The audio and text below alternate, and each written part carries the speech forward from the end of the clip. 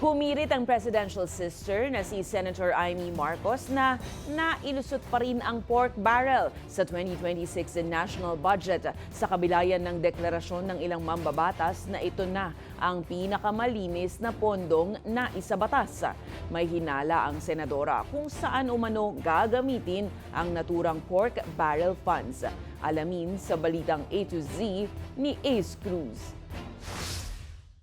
Itong budget na ito, sinigurado namin na corruption-free at hindi pwede maabuso. Yan ang pananaw ni Senate Committee on Finance Chairperson Senator Win Gatchalian isang araw matapos pirmahan ni Pangulong Ferdinand Marcos Jr. ang 2026 General Appropriations Act o GAA. Pero ang mismong kapatid ng Pangulo na si Senator Amy Marcos, iginigit na may umano'y pork barrel pa rin sa 2026 budget. It's certainly the sneakiest.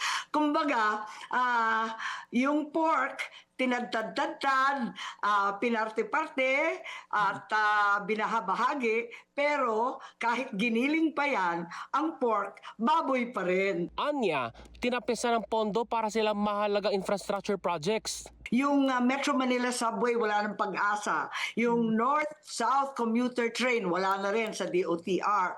Also, we have the DPWH, the big projects there, the Metro Manila pumping stations. Depensa ni Gatchalian, lahat ng budget deliberations noong Disyembre ay bukas sa publiko kahit malabo magkaroon ng anomalya. Nagkaroon din anya ng revision sa overpriced items at inisa-isa ang lump sum items sa budget ng Department of Public Works and Highways. Mahinala naman ang senadora kung bakit pinalusot pa rin ang umano'y pork barrel sa budget.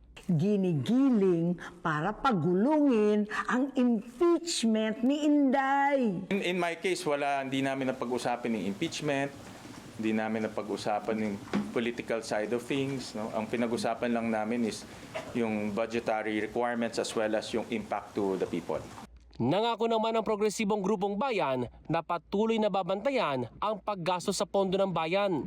Yung confidential funds, yung unprogrammed appropriation, tapos yung kanyang ayuda para sa mga disaster daw, mag-isaka sa LGU, na the discretion ng release niyan ay nasa Office of the President. Siya ang may pinakamalaking pork barrel pa rin.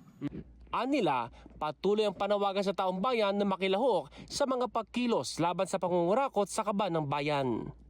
Para sa Balitang A to Z, Ace Cruz.